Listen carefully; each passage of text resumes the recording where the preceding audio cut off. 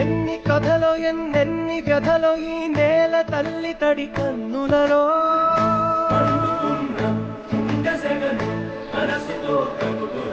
తన చెంప తుడిచి చేయూత నింపగల చేవగలదు నీ చేతులలో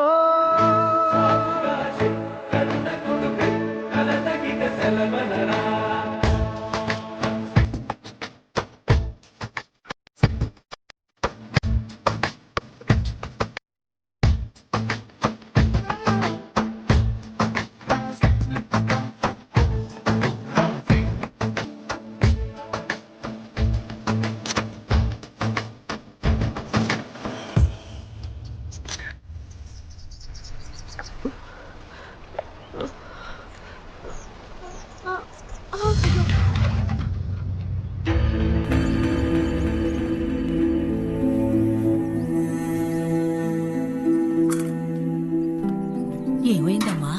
తల తిరిగి పడిపోతే ఈయన సాయం చేసి తీసుకొచ్చారత్తయ్య. నమస్కారం బాబు. అంత దూరం అని పంపకపోతే ఎవరిని మగాలొచ్చు కదండి. ఈ ఇంట్లో ఉన్న మగ ప్రాణం నేను ఒక్కడనే బాబు.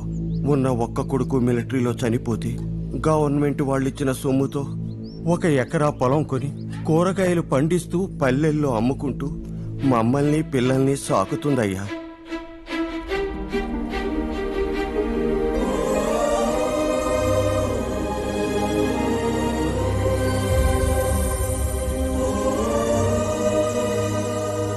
బాబు బాబు ఎవరు బాబు నువ్వు? ఊళ్ళో చిన్న పని నుండి వచ్చానండి. ఎక్కడ పడుకోలో తెలియక ఈ చుట్టుపక్కల లాడ్జింగ్లు ఉన్నాయండి. ఇంత మారుమూల ఊళ్ళో లాడ్జీలు ఎలా ఉంటాయి బాబు? ఈ ఊళ్ళో నారాయణరావు అని ఒక పెద్ద మనిషి ఉన్నాడు. ఊళ్ళోకి ఎవరు కొత్త వాళ్ళు వచ్చినా తన ఇంటి ఎదురుగుండా ఉన్న ఖాళీ ఇంట్లో వస్తే ఏర్పాటు చేస్తుంటాడు. మీకు అభ్యంతరం లేకపోతే తీసుకెళ్తాను. అయ్యా 2 బస్తాలు చెట్టు కాడ 2 బస్తాలు గట్టి మీద వేయాలి. నేను వస్తున్నా. బాబు ఫోన్ చేశాడు. దీని మంచి 4 ఫోటోలు తీసి పట్నం పంపించమన్నాడు. అక్కడ మంచి సంబంధాలు ఉన్నాయట. ఈవేళ చేనుకు మందు కొట్టే పనుంది. ఆ పొలం పెద్ద పని. అక్కడ ఏదో బంగారం పండించినట్టు. ఏంటా మాటలు? రేయ్ ఫోన్లేరా, పొలం పని నేను చూసుకుంటాలే గాని దాన్ని తీసుకెళ్లి ఏం కావాలో చూడు. నారాయణరావు ఇతను మన ఊళ్ళో ఏదో పనుండి వచ్చినట. ఎక్కడుండాలో తెలియక రాత్రి గుళ్ళో పడుకున్నాడు. నారాయణరావు గారు. ఎవరు బాబు? ఈ ఊళ్ళో ఏం పని? నా పేరు హర్షవర్ధన్ అండి. రిమోట్ విలేజెస్ గురించి స్టడీ చేస్తున్నాను.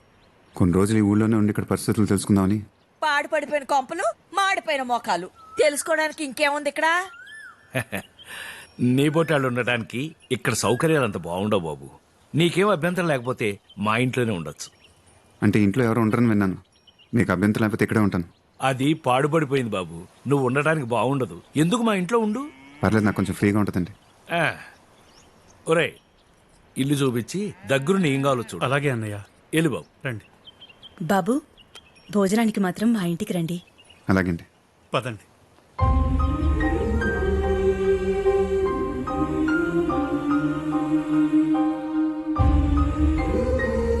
మాకు బాగా కావలసిన వాళ్ళు ఇల్లే బాబు. 25 ఏళ్ల క్రితం పట్నం వెళ్ళి అక్కడే స్థిరపడిపోయారు. అప్పటి నుంచి ఇలా ఖాళీగానే ఉంది. మీరు ఆ గదిలో ఉండొచ్చు. మీకేం కావాల్సి వచ్చినా నాతో చెప్పండి. అలాగే.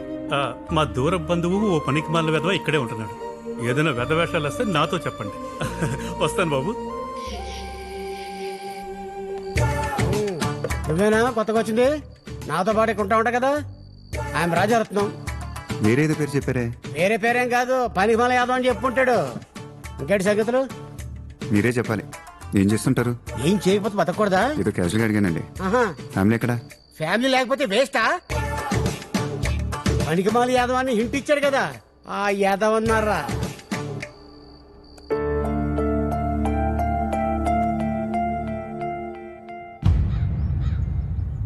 తుంబల్పల్లి జడ్పీటీసీ సత్యగాడు మైక్ ముందు తెగ పాయింట్లు మాట్లాడుతున్నాడంట.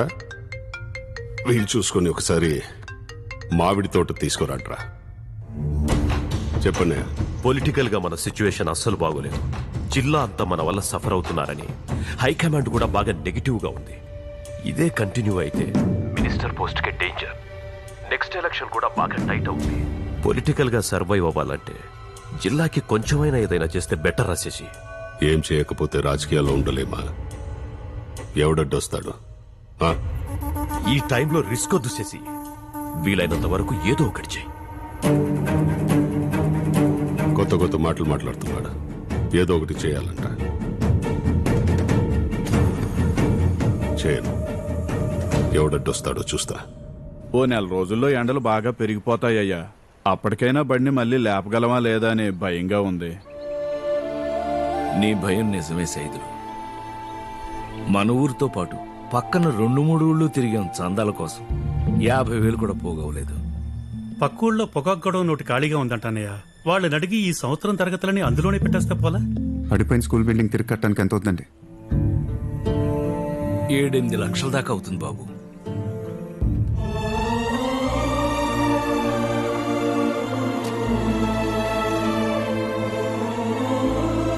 వద్దు బాబు, ఏదో ఊరు చూడ్డానికి వచ్చానన్నాం. ఇవన్నీ మాకు మామూలే. మా కష్టాలేవో మేము పడతాం. సాటి మనిషి కష్టం మంది కాకపోతే ఒక నేల మీద ఒక సంఘంలో బతకడం ఎందుకు సార్? పిల్లల కష్టం చూసైనా ఏం ఆలోచించుకుంటే బడి పనులు మొదలుపెట్టింది సార్.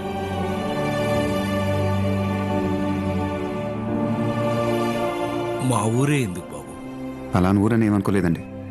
ఏదో ఒక మారుమూల ఊరు రావాలనుకున్నాను. మా ఫ్రెండ్ అప్పారావు, అదే మీ బంధువు అనుకుంటా, ఈ ఊరి పేరు చెప్పాడు వచ్చానంతే.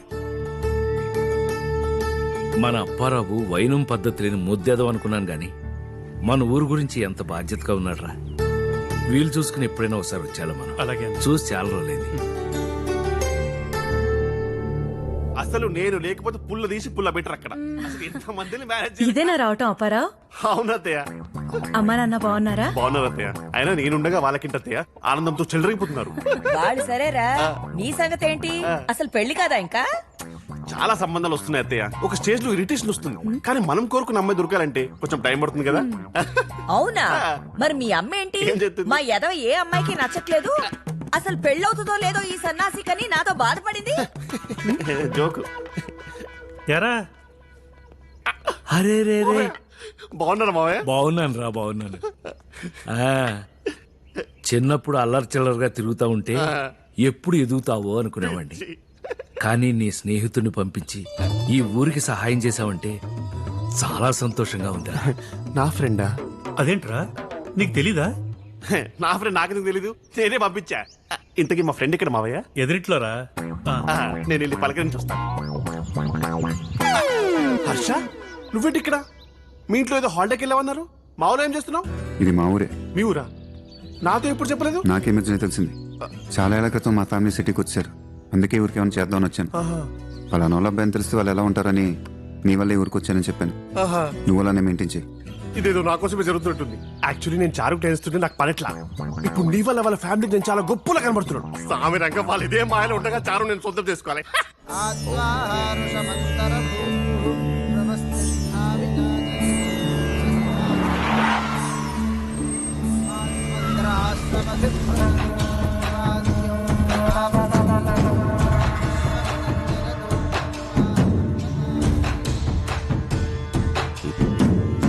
ఉండోడే నారాయణరావు. వద్దన్నాను, కుదరదన్నాను. ఆయన పట్టు వదలకుండా పడి మొదలు పెడుతున్నావు. ఇంత పని నా ఒక్కడ వల్ల ఎలా వీలవుతుందండి? ఎక్కడి నుంచి వచ్చాడో బాబు మన ఊరికొచ్చి తన సొంత డబ్బులతో ఈ బడిని కట్టిస్తున్నాడండి.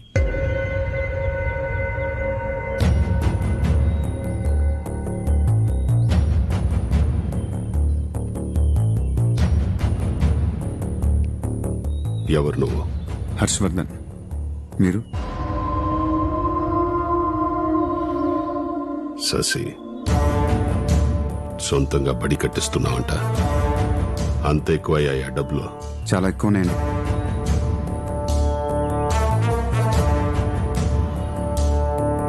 ఈ ఊళ్ళో ఎందుకు? మంచి జరుగుతుంటే నవ్వేసలక ఎందుకేంటని క్వశ్చన్ అడుగుతారేంటి సార్? బడి కట్టిస్తావు, తర్వాత రుచి మరిగి ఊళ్ళో అది కావాలి ఇది కావాలి అని కొంతమ్మ కోరికలు అడుగుతారు. ఏం అడుగుతారు? బడి అడుగుతారు, గుడి అడుగుతారు, రోడ్డు అడుగుతారు, నీళ్ళు అడుగుతారు. ఇచ్చేస్తే పోలా? సరదాగున్నా ఎప్పుడైనా ఇంటికి రా. వేటకు ఇస్తా. ఇక్కడే ఉంటానుగా, వస్తూ ఉంటా.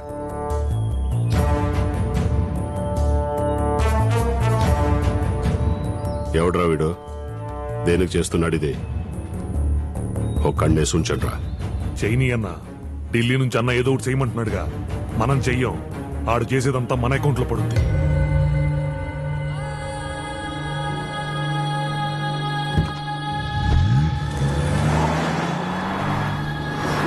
పెద్ద మనసుతో రోడ్డు గురించి కూడా ఒకసారి ఆలోచించు బాబు.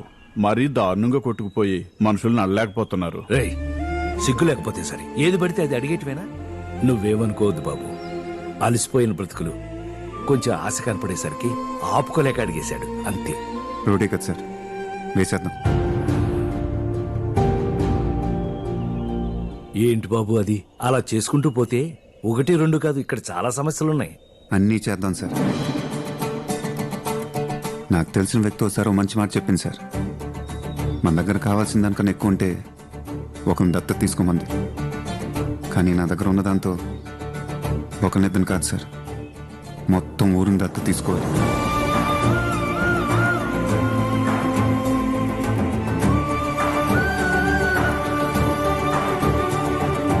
ఈ రోజు నుంచి ఈ ఊరు మొత్తాన్ని దత్తత తీసుకుంటున్నాను. అలసిపోయిన మాసిపోయిన ఈ ఊరిని అందంగా ఆనందంగా ఉండేలా చేస్తాను.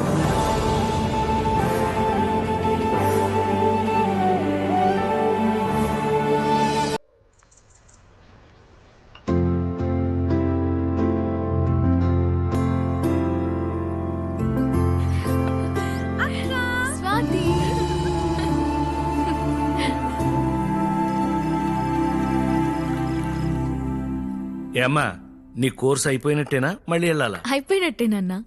ఒక వారం రోజుల్లో ఒక టీం ని తయారు చేసుకుని చిన్న చిన్న డెవలప్మెంట్ టెక్నిక్స్ ట్రయల్ వేద్దాం అనుకుంటున్నా. కానీ పొద్దున నేను ఊళ్ళో వస్తుంటే నేను కోర్స్ లో తెలుసుకున్న చాలా ప్రోగ్రామ్స్ ఇక్కడ ఆల్రెడీ జరుగుతున్నట్టే అనిపిస్తుంది. చాలా ఆశ్చర్యంగా ఉంది. నాకు తెలిసినంత వరకు మన ఊళ్ళో ఇప్పటి వరకు ఒక్క మార్పు కూడా జరగలేదు. కానీ 3 నెలల్లో ఇలా ఎలా నాన్నా? ఇన్నేళ్లు మన ఊరు పడ్డ కష్టాలు చూసి ఆ దేవుడికే పాపం అనిపించుంటుందమ్మా. ఒక మహానుభావుడొచ్చి మన ఊరిని దత్తత తీసుకున్నాడమ్మా. ఈ ఊరిని, మన జీవితాల్ని బాగు చేయాలని కంటి మీద కునుకు లేకుండా రాత్రింబగళ్ళు కష్టపడుతున్నాడమ్మా.